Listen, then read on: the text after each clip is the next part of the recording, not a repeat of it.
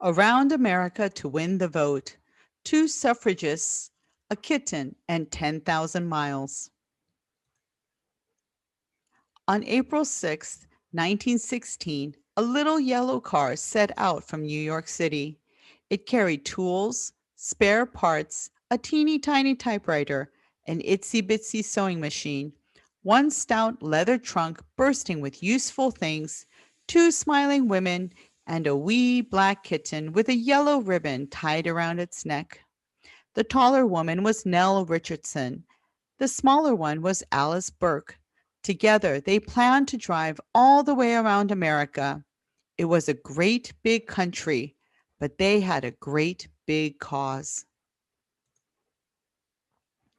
Votes for women, Alice told reporters. Votes for women, Nell agreed. They said the typewriter and the sewing machine were all part of their plan. If anyone said women didn't have the brains to vote, then Nell would dash a poem off right then and there to prove they did.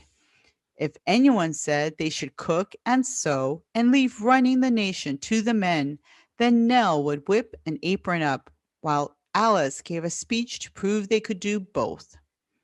And if the two of them could circle the United States 10,000 bumpy, muddy, unmapped miles, facing danger and adventure all alone with just each other and a kitten in their little yellow car, well, that would prove that women could do anything. So off they went.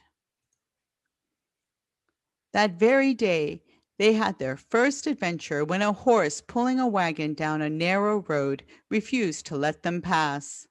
Votes for women, Alice told the horse. Nell tied a Votes for Women yellow daffodil behind his ear. Then the horse stepped aside and let the little yellow car go on its way. In Philadelphia, they stood up on their seats to speak to the great city crowd. Nell didn't need to write a poem on her typewriter or sew an apron on her sewing machine. Men and women cheered. But the next morning, blizzard. Nell and Alice dug into their trunk of useful things. They put on their raincoats and their rubber hats and drove through howling wind and swirling snow to Baltimore, where they arrived in time to be the guests of honor at a very fancy party.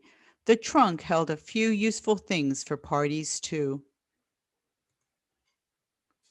The next day, when they stopped for gas, a crowd of men clustered around the little yellow car. Alice hopped up on the seat to give her speech, but no one listened. So she told them all about the car instead.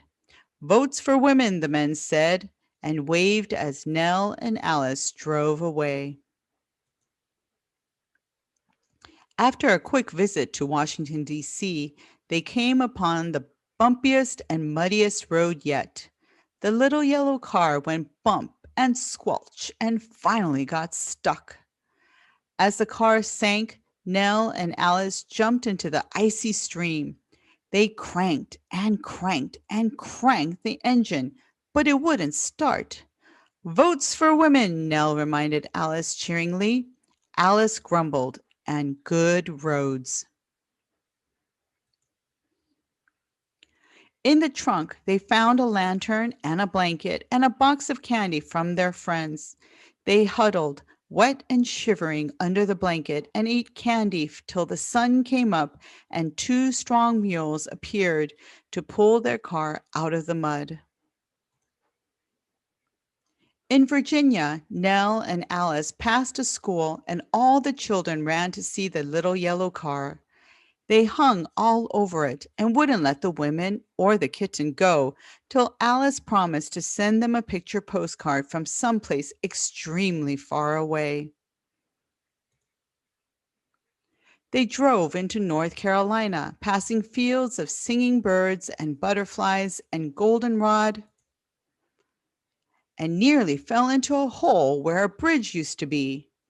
Next came deep puddles, sticky clay, and thick, wet sand. In South Carolina, a whole town turned out and treated them to an all-yellow lunch.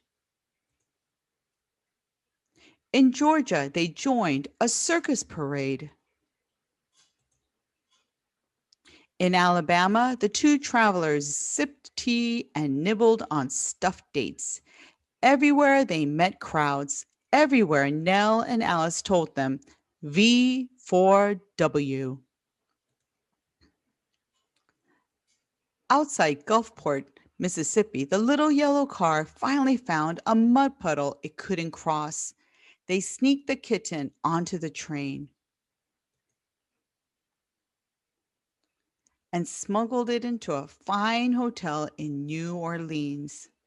Then the little car arrived and they were on their way. They dodged bullets by the Rio Grande,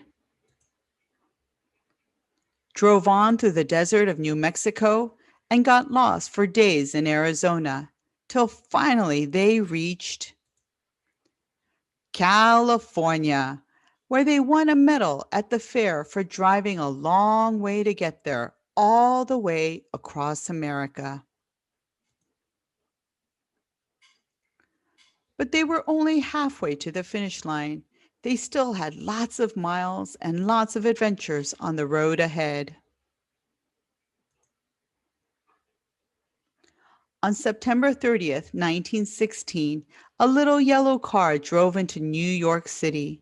It carried mud and dust and signatures and souvenirs from all around America, two smiling and sunburned women, and a full-grown cat. They arrived to a grand welcome and a great big yellow cake. The cat ate 7 slices, as reported in the next morning's Tribune. After 10,000 bumpy, muddy, unmapped miles, Nell was ready for a rest. And Alice? She turned right around and crossed the country all over again. This time, she took the train. Around America to win the vote.